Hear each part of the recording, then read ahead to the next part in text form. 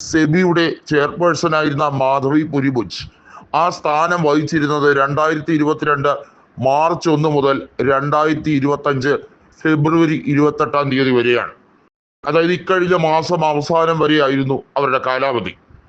അവർക്കെതിരെയുള്ള നടപടികൾ, അതായത് നിയമ നടപടികൾ സ്പെഷ്യൽ കോർട്ട് പുറപ്പെടുവിക്കുമ്പോൾ അതിന് സ്റ്റേ കൊടുത്തിരിക്കുകയാണ് ബോംബെ ഹൈക്കോടതി.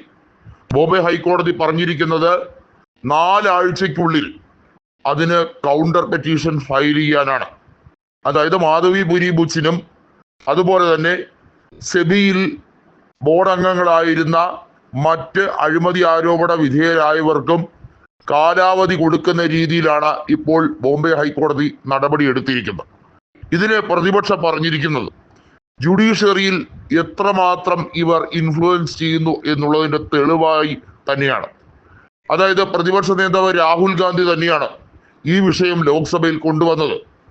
സെബി ചെയർപേഴ്സൺ വലിയ തോതിൽ അഴിമതി കാണിച്ചിരിക്കുന്നു എന്നതും ലോക്സഭാ തെരഞ്ഞെടുപ്പിൽ BJPക്ക് വിദേശ ഫണ്ട് ധനസഹായം ലഭിച്ചതിനെ കുറിച്ച് സ്മൃതി ഇറാനി അടക്കം BJPയിലെ മുതിർന്ന നേതാക്കൾ ഉൾപ്പെടെ പറഞ്ഞിരുന്നു.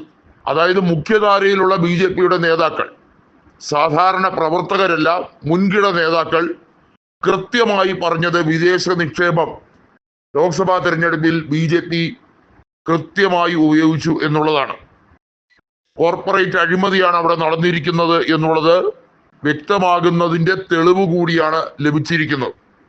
നമുക്കറിയാം, നിരവധിയായിട്ടുള്ള ധനസമാഹരണം പല പാർട്ടികളും പല രീതിയിലുമാണ് വാങ്ങിയിട്ടുള്ളത്. എന്നാൽ അതിൽ BJP 7000 കോടിയിലധികം രൂപ ധനസമാഹരണം നടത്തിയ രീതി എന്ന് പറയുന്നത് അത് ഇലക്ട്രൽ ബോണ്ട് വഴിയുള്ള വലിയ തോതിലുള്ള കൃത്രിമത്തിലൂടെയാണ്. ആ ഇലക്ട്രൽ ബോണ്ടുമായി ബന്ധപ്പെട്ട നടപടിയാണ് സുപ്രീം കോടതി മരവിപ്പിച്ചത്. ഇപ്പോഴത്തെ ഹൈക്കോടതിയുടെ ജഡ്ജ്മെന്റ് കൃത്യമായി വന്നിരിക്കുന്നത് മാധവി പുരിബുച്ചിന്റെ പെറ്റീഷന്റെ അടിസ്ഥാനത്തിലാണ്.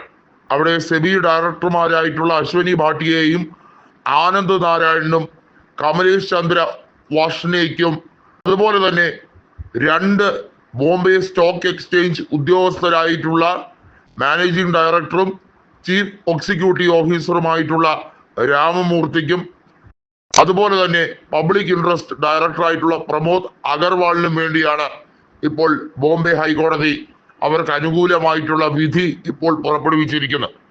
ഇത്തരത്തിൽ സ്റ്റേ ചെയ്യുന്നത് വഴി മാധവി പുരിബുച്ചിന് താൽക്കാലിക ആശ്വാസം ലഭിക്കുമെങ്കിലും അവർക്കെതിരെയുള്ള അഴിമതി ആരോപണം ഒരു രീതിയിലും പിൻവലിക്കപ്പെടുന്നില്ല.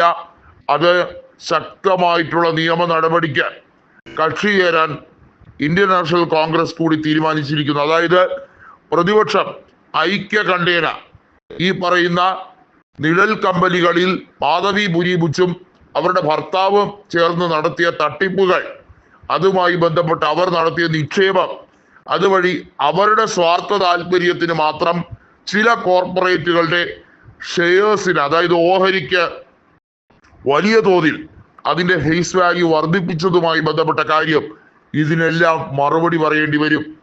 മാധവി പുരിബുച്ച് സെബി ചെയർപേഴ്സൺ ആകുമ്പോൾ അവർ ഏറ്റവും വലിയ അഴിമതി ആരോപിതയായി മാറിക്കഴിയുന്നത് 2 കാരണങ്ങൾ കൊണ്ടാണ്. ഒന്ന്, അവരാണ് ആദ്യമായി ഒരു സ്വകാര്യ മേഖലയിൽ നിന്നും ഇത്തരത്തിൽ ഈ സ്ഥാനം വഹിക്കാൻ എത്തുന്ന വ്യക്തിയായി മാറുന്നത്. അത് കൃത്യമായും പബ്ലിക് ഇൻട്രസ്റ്റിനെതിരാണ്.